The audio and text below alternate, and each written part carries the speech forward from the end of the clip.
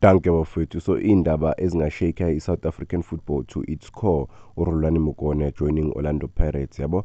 So uRolani Mokone bafethu akusi just ucoach but mastermind behind the success dominance noma i-dominance eMamelodi Sundowns, behind the scenes kwakuye, yabo. Even ngesikhathi kaPitso Msimane naye behind the scenes wayesebenza kanzima ngokuzikhandla ukumake sure ukuthi Mamelodi Sundowns ahead compared to amanye ama-team, and uPitso Msimane wayemthanda kakhulu Mokoena, ayasho ukuthi he's gonna be better than him because unehlo el-different ebholeni, yabo.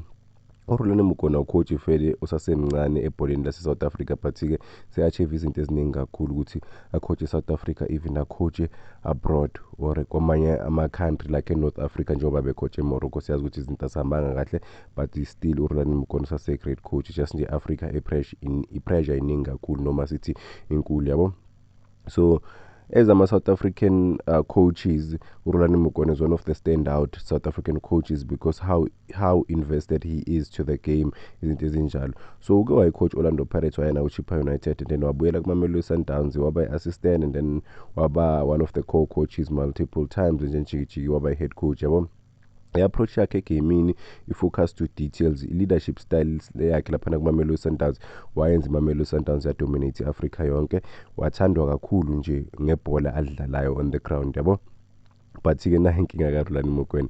uRolani Mokoena wahamba laphana kuMamelodi Sundowns because uRolani Mokoena kune-power struggle laphana kuMamelodi Sundowns. I-management isikhathi esiningi ifuna uku-interfere, and then uRolani Mokoena yena wayene-style sakhe, wayefuna nje ama-player wakhe la wafunayo. So ama-transfer policies wayefuna ukuthi a-change ngempela.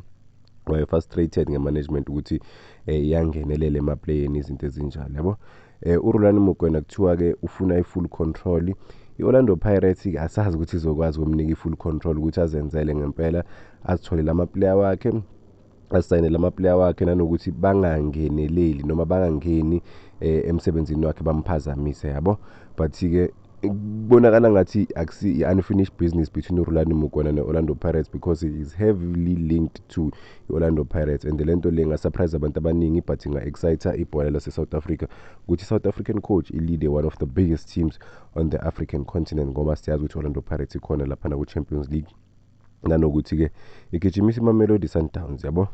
So i-success ye-Orlando Pirates under uJose Rivero bafethu inkulu kakhulu. Bawine i-MTN 8 nama-Nedbank Cup.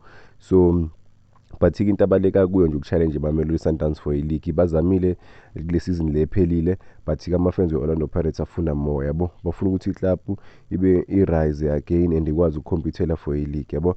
So ukufika kwaRolani Mokoena ku-Orlando Pirates ngempela kungaba i-statement signing as ucoach. Orlando Pirates bangaba motivated, even nama-fans nama-players, ukuthi okay they can go for the league because uRolani Mokoena ulo experience ngempela ekulweni ukuthi akwazi ukuwina indebe, yabo. Ama-league, ama-cup, zonke nje lezo zinto, une-style esigudi kakhulu. Orlando Pirates ine-squad well equipped enough ukuthi zinga-compete for izinto. uRolani Mokoena-ke as a-coach upresenta leyo opportunity ukuthi uma unama-good players you can use those players to compete for izinto at the highest level, yabo. So expected-ke nje ukuthi i-Orlando Pirates i-transforme uma ingaba no-coach omusha njengoba kuthiwa uRolani Mokoena uzongena, yabo. So i-Orlando Pirates iyakwazi ngempela ukudlala ibhola, iyakwazi ukuyibamba iposition, iyapressa nokupress, yabo. uRolani Mokoena-ke structure sakhe ubuilder from the back, ama-full backs uyathanda ukuthi adlale laphana, ama-midfielder wakhe-ke aggressive, which is good. And then Orlando Pirates inama-players afana nabo Saleng, nabo Rilem Mofokeng, noBonkotha, and then kunama-youngsters laphana abuya kulokhu njani ku-development noma ku-DDC team, nabo-ke bangalinka kahle noRolani Mokoena because uRolani Mokoena uthanda abantu abalaziyo ngempela ey'nyaweni, bakwazi ukuhlanganisa lawo ma-touches, yabo. So uRolani Mokoena-ke akathanda ama-flashy signing, uthanda ama-hard workers, balazi ibhola but baba ama-hard worker at the end of the day. I-system yakhe nje i-good kakhulu, and then-ke ithalente elincane uyayibona ivelu kulo, and uyathanda ukudevelopa ama-player. But-ke thola ukuthi kwamanye ama-side simbonile uMailula, for example uMailula laphana umcoachile kuMamelodi Sundowns as assistant, and then nase-Morocco ukwazile futhi ukumdonsa umfana, ukubonisa ngempela ukuthi uyakwazi ukusebenza ne-young talent. And then lokho kungaba right kakhulu between yena ne-Pirates because Orlando Pirates njengoba bengishilo bafethu inama-player amancane amaningi abuya laphana ku-DDC. So uRhulani Mokwena kumele abridge igap between ama-senior players nama-young players laphana aqeda ukupromotha yabo.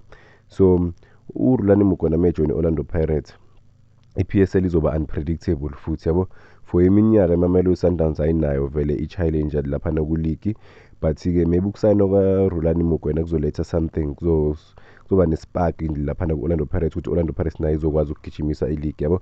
Cabanga nje uRhulani Mokwena adlala against iMamelodi Sundowns, i-team yakhe le bekayicoacha, njengoba bengishilo bafowethu uRhulani Mokwena kwayi-coach Orlando Pirates bebadlala ibhola elihle kakhulu, but-ke the timing was wrong, bengekho matured that much, but-ke manje is more matured, well equipped ukuthi angalida noma ngabe yiphi team yaku-PSL. And Orlando Pirates njengoba kuyithime enkulu kangaka, ipresenta i-opportunity ukuthi uRhulani Mokwena akwazi uku-challenger iMamelodi Sundowns njengoba Orlando Pirates iyawasayina ngempela ama-player good. It's up to uRhulani Mokwena ukuthi maybe angawasebenzisa kanjani lama-player lawo yabo. So whether uyamthanda uRhulani Mokwena noma uyamzonda, but kuyi-game changer yabo. Mawubheka nje ibhola lakhe nale wayelithanda ngakhona ibhola, uyi-researcher, si-just nje coach ehlalayo, but iya-researcher about ama-playing style nama-teams noku-analyzer yabo. Uyalithanda ngempela ibhola, that is why i-idol lakhe kuPep. Naye-ke kuthiwa-ke uyamkopela ucoach we-Manchester City, but-ke sokhuluma ngakho ngelinye ilanga yabo. But it's very important ukuthi ubukele kubantu abaku-inspireyo, nanokuthi nawe uziphushe ukwazi ngempela ukufika ku-level yabo yabo. Mhlampe ukubuya kwaRhulani Mokwena kuzoletha laphana ama-glory days back ku-Orlando Pirates. Uma ngithi ama-glory days ngiyazi ukuthi they've been winning, but into important kakhulu i-league, ukuthi bagijimisa i-league ne-Champions League abayigeje kancane because badliwe ku-semi-finals yabo. Maybe this could mean the new era for Orlando Pirates ukuthi compete for i-Champions League ne-league yabo. And nanokuthi ama-South African football fans angakujabulela kakhulu ukuthi i-South African coach ikwazi ngempela ukugijimisa izinto yabo, for the first time in a long run yabo, especially i-league ne-Champions League yabo.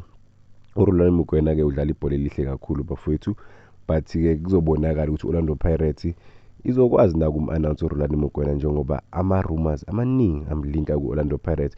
And sibonile lapha kuma-social media platforms Orlando Pirates i-announce ukuthi iyahamba iyodlala lena phesheya. Guess what, babeke isithombe saka-coach aphethe ikepisi kodwa abhekele, kusho ukuthi Orlando Pirates nje yasibonisa kancane ukuthi sokuseduze ngempela ukuthi ba-announce ucoach. As things stand ngempela kusho ukuthi they've agreed no-coach ukuthi ajoyine, and ama-reports athi uRhulani Mokwena. Let's wait and see, sibone ukuthi ngempela Orlando Pirates izom-announce uRhulani Mokwena, nanokuthi iqinise ukuthi-ke ithole a highly experienced young South African coach ukuthi azocoacha laphana eMayfair. Abantu abaningi bangakujabulela lokho, nanokuthi-ke kune-pressure eserious uma ucoacha i-Orlando Pirates. Asazi ukuthi uRhulani Mokwena uzokwazi ukuyihandle i-pressure, but he has shown ukuthi uyakwazi ngempela ukuhandle i-pressure, nanokuthi uyakwazi ukudeliver ama-results menikiwe nje ithuba lokuthi azibonakalise yabo. Uyazama ngempela yena ukuyilwela i-team, nanokuthi adlale ibhola elihle kakhulu, as long as i-team inama-good players. Danko bafowethu.